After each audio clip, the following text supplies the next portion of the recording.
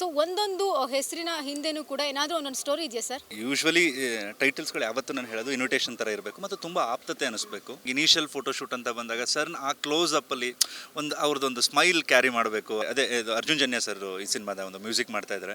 ನೀವು ಹೇಳ್ತಾ ಇದ್ರಿ ನಾನು ಇಂಜಿನಿಯರ್ ಓದ್ತಾ ಇದ್ದೆ ಮುಂಗಾರು ಮಳೆ ಬಂದಾಗ ಅಂತ. ಅವ್ರು ಹೇಳಿದ್ರು ಇಂಜಿನಿಯರ್ ನಾನು ಜಸ್ಟ್ ಮುಗಿಸಿ ಸಿನಿಮಾಗೆ ಬಂದಿದ್ದೆ ಅಂತ. ಆಸ್ ಎ ಫ್ಯಾನ್ ಬಾಯ್ ಆಗಿ ನಾನು ಒಂದು ಸಿನಿಮಾನ ನೋಡಿ ಸೆಲೆಬ್ರೇಟ್ ಮಾಡಿದ್ದು, ಅವ್ರನ್ನೂ ಕೂಡ ಹಾಗೆ ತೆರೆ ಮೇಲೆ ಸೆಲೆಬ್ರೇಟ್ ಮಾಡಬೇಕು ಅನ್ನೋ ದೃಷ್ಟಿಕೋನದಲ್ಲಿ ಒಂದಿಷ್ಟು ಕೆಲಸಗಳು ನಡೀತಾ ಇದೆ. ಸರ್ ನಿನ್ನೆ ವ್ಯಾಲೆಂಟೈನ್ಸ್ ಡೇ ಆಯಿತು, ಒಂದು ಪೋಸ್ಟ್ ಹಾಕಿರ್ತೀರಾ, ಅದಕ್ಕೂ ಈ ಸಿನಿಮಾಗೂ ಏನಾದರೂ ಸಂಬಂಧ ಇದೆಯಾ? ಈ ಸಿನಿಮಾದಲ್ಲಿ ತಮ್ಮ ಸುಖ ಅಂದರೆ ಒಂದು ಚಿಕ್ಕದಾಗಿ ಅನಿಸಿದ್ರು ಕೂಡ ಅದು ಮತ್ತೆ ಬೇರೆ ರೀತಿ ಪಡೆದುಕೊಳ್ತದೆ. ಆತ್ಮೀಯ ಕನ್ನಡ ಪಿಕ್ಚರ್ ವೀಕ್ಷಕರಿಗೆ ನಮಸ್ಕಾರ. ನಾನು ಪಲ್ಲವಿ ಎನ್ ರಾಜ್. ಶಿವರಾತ್ರಿ ಹಬ್ಬದ ಹಾರ್ದಿಕ ಶುಭಾಶಯಗಳು. ಸೊ ಇವತ್ತು ಒಂದು ಒಳ್ಳೆ ಬ್ಯೂಟಿಫುಲ್ ಆಗಿರುವಂತಹ ಲೊಕೇಶನಲ್ಲಿ ಒಂದು ಬ್ಯೂಟಿಫುಲ್ ಆಗಿರುವಂತಹ ಪ್ರೆಸ್ ಮೀಟ್ ಮುಗಿತು.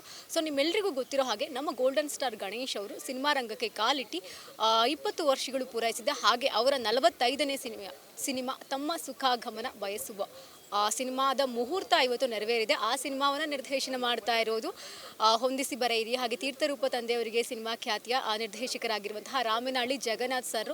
ಸೊ ಸದ್ಯಕ್ಕೆ ಅವರು ನನ್ನ ಜೊತೆಗಿದ್ದಾರೆ, ತುಂಬ ಚೆನ್ನಾಗಿ ಕಾಣಿಸ್ತಾ ಇದ್ದಾರೆ. ಸೊ ಅವರನ್ನು ಮಾತಾಡ್ಸೋಣ. So looking very nice sir. Thank you so much. ನೀವು ಇಟ್ಕೊಂಡಿರ್ತೀರಾ? Okay, thank you so much. Sir ಹೇಗಿದ್ದೀರಾ? ಹೇಗೆ ನಡೀತಿದೆ ಕೆಲಸ ಎಲ್ಲ? ಹಬ್ಬದ ಶುಭಾಶಯಗಳು ಸರ್. Thank you. ಎಲ್ಲರಿಗೂ ಕೂಡ ಕನ್ನಡ ಜನತೆಗೆ ಶಿವರಾತ್ರಿ ಹಬ್ಬದ ಶುಭಾಶಯಗಳು. ಈ ಒಂದು ಶುಭ ದಿನದಂದು ನನ್ನ 3ನೇ ಚಿತ್ರ ಆರಂಭವಾಗಿದೆ. ತುಂಬ ಖುಷಿ ಇದೆ. ಅದು ಗೋಲ್ಡನ್ ಸ್ಟಾರ್ ಜೊತೆ ಮಾಡ್ತಾ ಇರುವಂಥ ಚಿತ್ರ. ಇದು ನನ್ನ ಒಂದು ಸಿನಿಮಾ ಜರ್ನಿಲಿ ಒಂದು ಗೋಲ್ಡನ್ ದಿನ ಅಂತಲೇ ಹೇಳ್ಬೋದು. ಸರ್ ರೀಸೆಂಟಾಗಿ ತೀರ್ಥರೂಪ ತಂದೆಯವರಿಗೆ ಅದು ಯೂತ್ಸ್ಗೆಲ್ಲ ಹಾಗೆ ಫ್ಯಾಮಿಲಿ ಆಡಿಯನ್ಸ್ಗಳನ್ನು ಗಮನ ಸೆಳೆದಂತಹ ಸಿನಿಮಾ, ಥಿಯೇಟರ್ನಲ್ಲಿ ಬಂದು ನೋಡುವಂತಹ ಸಿನಿಮಾ. ಅದಾದಮೇಲೆ 3ನೇ ಸಿನಿಮಾ ತಮ್ಮ ಸುಖಾಗಮನ ಬಯಸುವ ಸಿನಿಮಾ ಮಾಡ್ತಿದ್ದೀರಾ. ಸೊ ಒಂದೊಂದು ಹೆಸರಿನ ಹಿಂದೆನೂ ಕೂಡ ಏನಾದರೂ ಒಂದೊಂದು ಸ್ಟೋರಿ ಇದೆಯಾ ಸರ್? ಇದೆ. ಅಂದರೆ ನಾನು ಯೂಶ್ವಲಿ ಟೈಟಲ್ಸ್ಗಳು ಯಾವತ್ತೂ ನಾನು ಹೇಳೋದು ಇನ್ವಿಟೇಷನ್ ಥರ ಇರಬೇಕು ಮತ್ತು ತುಂಬ ಆಪ್ತತೆ ಅನಿಸ್ಬೇಕು. ಅದು ತುಂಬ ಬಳಕೆಯಲ್ಲಿರೋ ಪದಗಳು ತುಂಬ ಆಪ್ತ ಅನಿಸಿದ್ರೆ ಅದು ಜನಕ್ಕೆ ಈಸಿ ಅಂತ.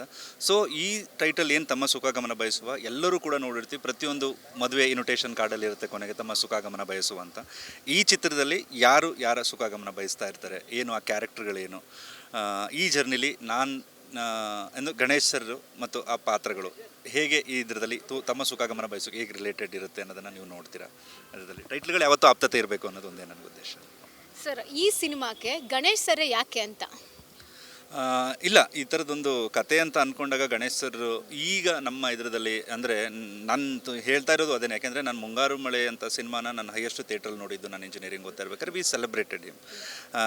ಆ ಸರ್ನ ನೋಡಿದ್ಮೇಲಿಂದ ಅವತ್ತಾದ್ಮೇಲೆ ಈಗ 20 ವರ್ಷಗಳಾದ್ಮೇಲೆ ನಾವು ಸಿನಿಮಾ ಮಾಡ್ತಾ ಇರೋದು.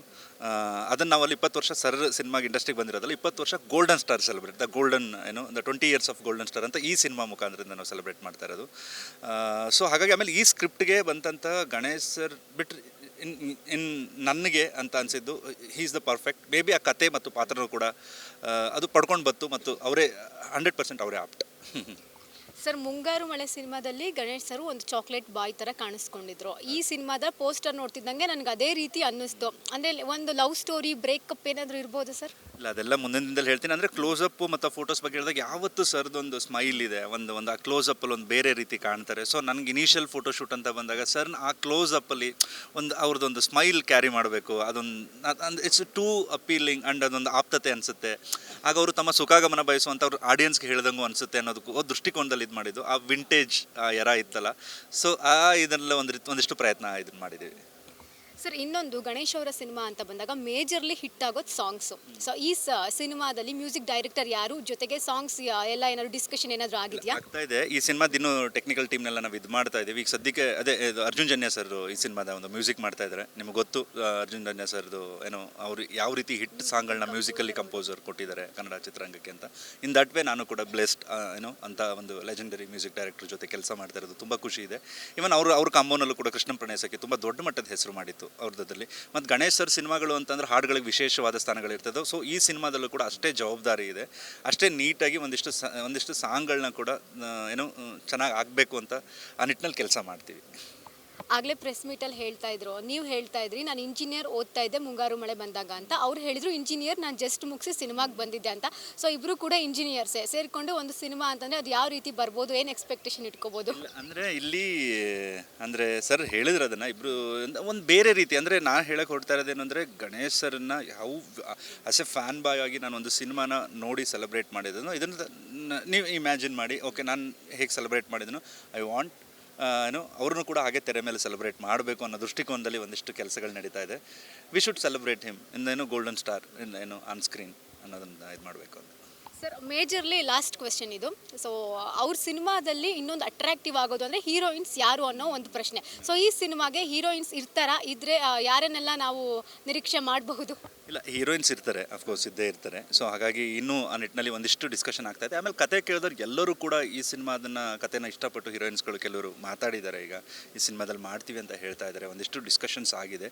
ಸೊ ಫೈನಲೈಸ್ ಮಾಡಬೇಕು ಇನ್ನೂ ಒಂದಿಷ್ಟು ಸದ್ಯದಲ್ಲೇ. ಅದನ್ನು ಕೂಡ ಕ್ಯಾರೆಕ್ಟರ್ ಅನೌನ್ಸ್ಮೆಂಟ್ಗಳು ಮಾಡ್ತೀವಲ್ಲ, ಐ ಮೀನ್ ಆನ್ ಇದರಲ್ಲಿ. ಸೊ ಹಾಗಾಗಿ ಹೀರೋ ಕ್ಯಾರೆಕ್ಟರ್ ಏನು, ಹೀರೋಯಿನ್ ಯಾರು ಮಾಡ್ತಾ ಇದ್ದಾರೆ ಅದನ್ನೆಲ್ಲ ಮುಂದಿನ ದಿನಗಳಲ್ಲಿ ಖಂಡಿತ ತಿಳಿಸ್ತೀವಿ. ಆ್ಯಂಡ್ ಗೋಲ್ಡನ್ ಸ್ಟಾರ್ ಫ್ಯಾನ್ಸ್ಗೆಲ್ಲರಿಗೂ ಒಂದು ಹೇಳೋಕ್ಕೆ ಇಷ್ಟಪಡ್ತೀನಿ.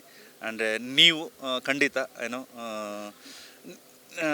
ಒಂದಿಷ್ಟು ವಿಷಯಗಳನ್ನು ಗಣೇಶರ್ ನೀವೇನು ಎಕ್ಸ್ಪೆಕ್ಟ್ ಮಾಡ್ತಾ ಇದ್ದೀರೋ ಆ ನಿರೀಕ್ಷೆನ ಸುಳ್ಳು ಮಾಡಲ್ಲ.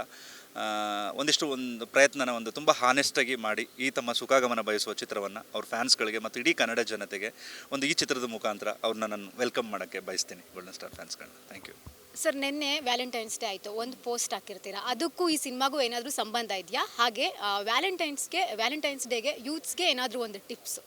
ಇಲ್ಲ, ಅಂದರೆ ಆ ಟೈಟಲ್ಗೂ ಇದಕ್ಕೂ ತುಂಬ ಅಂದರೆ ನೆನ್ನೆ ಹಾಕಿದ್ದ ಒಂದು ಕ್ಯಾಪ್ಷನ್ಸ್ಗೂ ಇದಕ್ಕೂ ತುಂಬ ಸಂಬಂಧ ಇಲ್ಲ. ಬಟ್ ಅದನ್ನು ವ್ಯಾಲೆಂಟೈನ್ಸ್ ಡೇ ವಿಶೇಷವಾಗಿ ಹಾಕಿದ್ದಷ್ಟೇ. ಈ ಸಿನಿಮಾದಲ್ಲಿ ತಮ್ಮ ಅಂದರೆ ಒಂದು ಚಿಕ್ಕದಾಗಿ ಅನಿಸಿದ್ರು ಕೂಡ ಅದು ಮತ್ತೆ ಬೇರೆ ರೀತಿ ಪಡೆದುಕೊಳ್ತದೆ. ಸೊ ಹಂಗಾಗಿ ಅದೇನಿಲ್ಲ, ವ್ಯಾಲೆಂಟೈನ್ಸ್ ಡೇ ಅನ್ನೋದಕ್ಕೇನು ಟಿಪ್ಸ್ ಅಂತ ಏನಿಲ್ಲ.